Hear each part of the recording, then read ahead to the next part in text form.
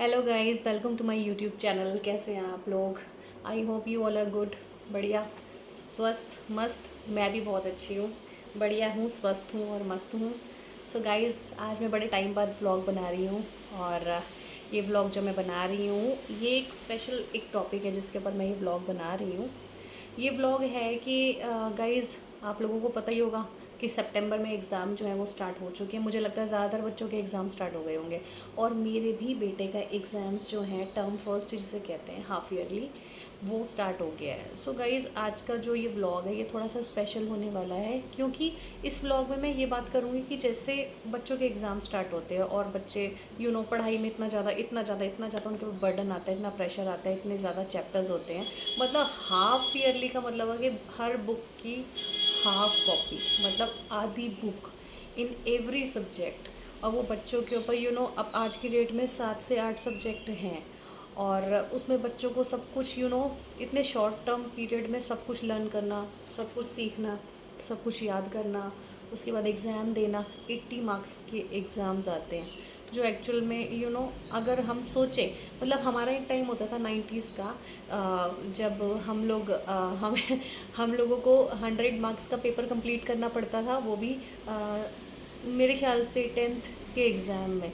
Hardly 10th class से ही हमने board के एग्ज़ाम देने शुरू किए थे, और 10th क्लास में ही 100 मार्क्स का एग्ज़ाम होता था, जिसमें 3 घंटे मिलते थे हम लोगों को सॉल्व करने के लिए। और वो 3 घंटों में भी हमारे क्वेश्चंस जो थे कई बार नहीं सॉल्व हो पाते थे। और जब जैसे जैसे एक्सपीरियंस करते गए चीज़ों को, जैसे जैसे एग्ज़ाम्स देते गए, तो उस टाइम फिर क्या होता था, स्पीड फटाफट लिखो, फटाफट लिखो। स्पीड जो होती थी हमें काफ़ी बढ़ानी पड़ती थी। मुझे लगता है मेरी इस बात से बहुत सारे लोग जो होंगे वो रिलेट कर पा रहे होंगे, है ना? क्योंकि 90s के टाइम पे तो हर किसी ने बोर्ड के एग्ज़ाम दिए ही हैं। और सबको याद भी होगा कि भाई हमारा एक दिमाग में पिक्चर होती थी, हाथ में घड़ी होती थी, चलो जी स्टार्ट हो गया, फटाफट क्वेश्चन पेपर पढ़ो, फिर स्टार्ट कर लो। और कौन सा क्वेश्चन का आंसर कितनी देर में ख़त्म हो रहा है, हमें ये भी रहता था कि भाई 5 मिनट से लेके मैक्सिमम 15 मिनट के अंदर हम इस क्वेश्चन को कर लें फटाफट, है ना? ताकि बाकी के रेस्ट ऑफ द क्वेश्चंस जो हैं वो भी हम फटाफट कंप्लीट कर लें विद इन 3 आवर्स। मतलब हम 3 घंटे में पूरे के पूरे पेपर को कंप्लीट कर लें। लेकिन क्या होता था, कई बार एक आधा क्वेश्चन छूट भी जाता था, और कई बार ऐसा होता था कि भाई मतलब जैसे पूरा पेपर भी कंप्लीट हो गया, लेकिन उसमें भी कुछ ना कुछ मिस्टेक होती थी, जो हमें बाद में पता चलता था कि हमने इस चीज़ में ये गलत कर दिया, ये गलत कर दिया, है ना? ऐसा होता था ना? आप लोगों के साथ भी ऐसा होता था, मेरे साथ भी ऐसा होता था। और सबसे ज़्यादा मुश्किल होती थी मैथ्स में। मुझे मुझे मैं ये पूछना चाहती हूँ आप सभी लोगों से कि मैथ्स में किस किस को मुश्किल होती थी? मतलब हमें तो 90s के टाइम पे बड़ा मुश्किल लगता था, लेकिन आज मैं अपने बेटे की जब बुक्स देखती हूँ, और सब्जेक्ट बहुत एडवांस हो गया कंपैरेटिवली टू 90s। और आज के वक्त में चीज़ें जो हैं बहुत ज़्यादा एडवांस हो गई हैं, और जो कोर्स है वो भी बहुत ज़्यादा एडिशनल हो गया है। जैसे मैथ्स जो है, उसमें अगर आप देखोगे, जो चीज़ें हमने 9th में पढ़ी थी वो आज जो है 4th 5th में आ चुकी हैं। और उस हिसाब से अगर हम बच्चों को देखें तो बच्चों के ऊपर एक्चुअल में बहुत ही ज़्यादा बर्डन है, बहुत ही ज़्यादा बर्डन है, जो एक्चुअल में बच्चों के लिए देखा जाए तो, बच्चों की सेहत के लिए, और वैसे भी देखा जाए तो काफ़ी ज़्यादा बर्डन तो है। तो मेरी ये रिक्वेस्ट है, मेरे मतलब जितने व्यूअर्स मेरे इस व्लॉग को देख रहे हैं, जो मेरे सब्सक्राइबर्स हैं वो भी, और जिन्होंने मुझे सब्सक्राइब नहीं किया है वो भी, इस व्लॉग को ध्यान से देखें, समझें कि अगर आपके बच्चों के भी एग्ज़ाम्स चल रहे हैं ना, तो प्लीज़ उनको ज़्यादा प्रेशराइज़ मत करो। जितना वो बच्चे कवर कर सकते हैं, जितना वो कवर कर पा रहे, जितनी उनकी स्ट्रेंथ है, उतने ही उन बच्चों को करने दीजिए। ज़बरदस्ती का प्रेशर मत दीजिए, क्योंकि आजकल जो न्यूज़ आती है, कई बार बच्चे क्या करते हैं, सुसाइड कर लेते हैं। और ये बातें सुन के ना बड़ा ही अजीब लगता है, क्योंकि हम भी जब 90s में थे, मुझे लगता है कि मेरे पेरेंट्स ने कभी हमें प्रेशर नहीं दिया। हाँ, लेकिन एक चीज़ ज़रूर थी कि हम लोग सीखने पे ज़ोर देते थे कि हमें सीखना चाहिए, हमें करना चाहिए, ट्राई करना चाहिए। आजकल की जनरेशन में थोड़ा सा ऐसा है प्रॉब्लम सीखने में, या फिर थोड़ा सा चीज़ों को समझने में टाइम लेती है। लेकिन इट्स ओके। मेरा भी, मैं आपको बताऊं, अपना पर्सनल एक्सपीरियंस बताऊं तो मेरा बेटा भी 10 ईयर्स का है और ग्रेड 4 में है। लेकिन जब मैं उसके सब्जेक्ट वगैरह सब देखती हूँ ना, तो देख के लगता है कि यार बहुत बर्डन है, बहुत बर्डन है। कई बार तो लगता है, बुरा लगता है कि भाई मतलब इतना ज़्यादा इनको कवर करना पड़ रहा है। लेकिन फिर हम देखते हैं कि भैया जो आजकल एजुकेशन का जो सिस्टम हो चुका है, चीज़ें बढ़ ही चुकी हैं, चीज़ें घटी नहीं है, चीज़ें बढ़ रही हैं, और दिन ब दिन मुझे लगता है बढ़ती जाएंगी।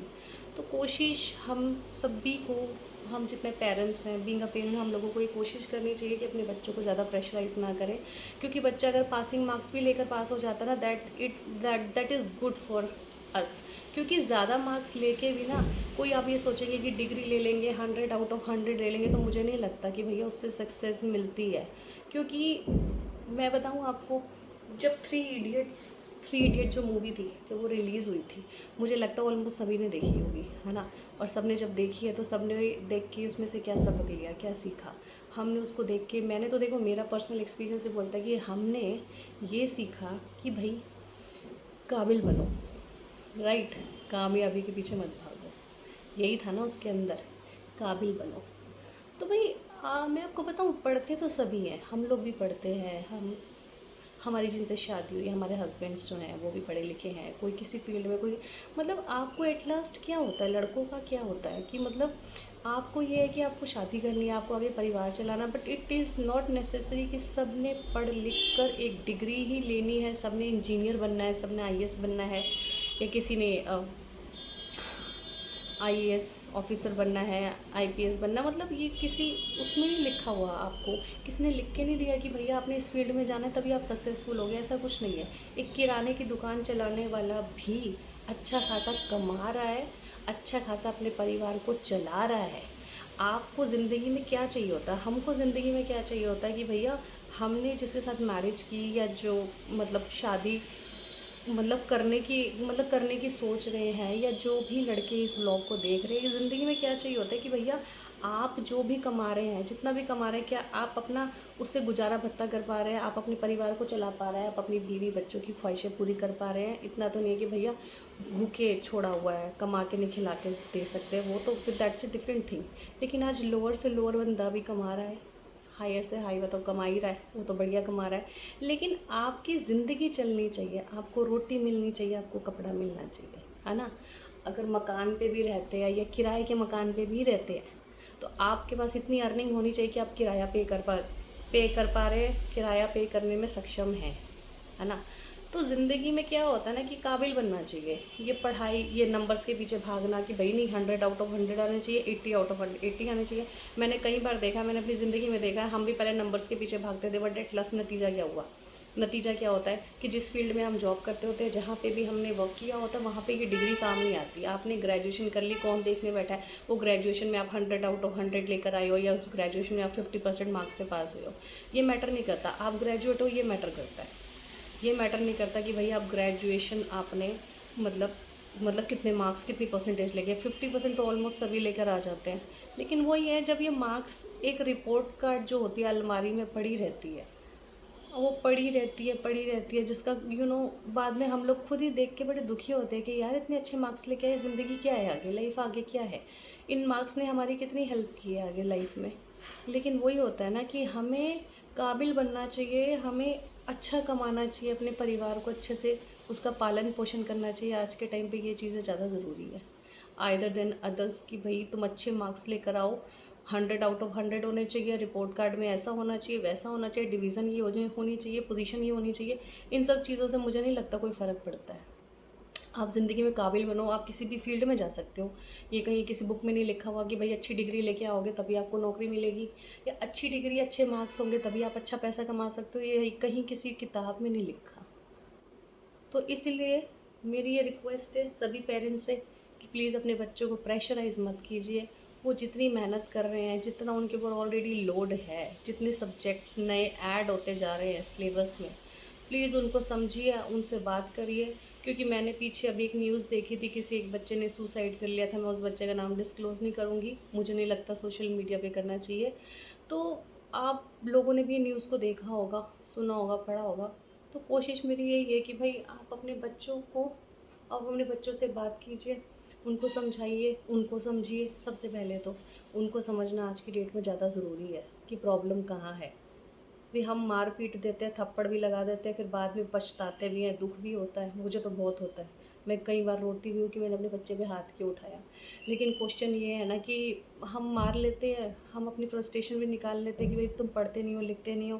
लेकिन कई बार ये लगता है कि चल यार पासिंग मार्क्स आ गए, बहुत है, बच्चा पास तो कर गया, अगली क्लास में तो गया है, आगे उसने ज़िंदगी में क्या करना है, किस फील्ड में जाना है, हु नोज़, किसको पता उसका इंटरेस्ट किस में है। उसके इंटरेस्ट पे फोकस कीजिए, नंबर्स पे नहीं। तो आज मेरा कहने का बस ब्लॉग बनाने का यही एक मकसद था। मैंने सोचा था चलो इस टॉपिक पे ब्लॉग बनाती हूँ, क्योंकि बड़े टाइम से दिमाग में ये बातें थी।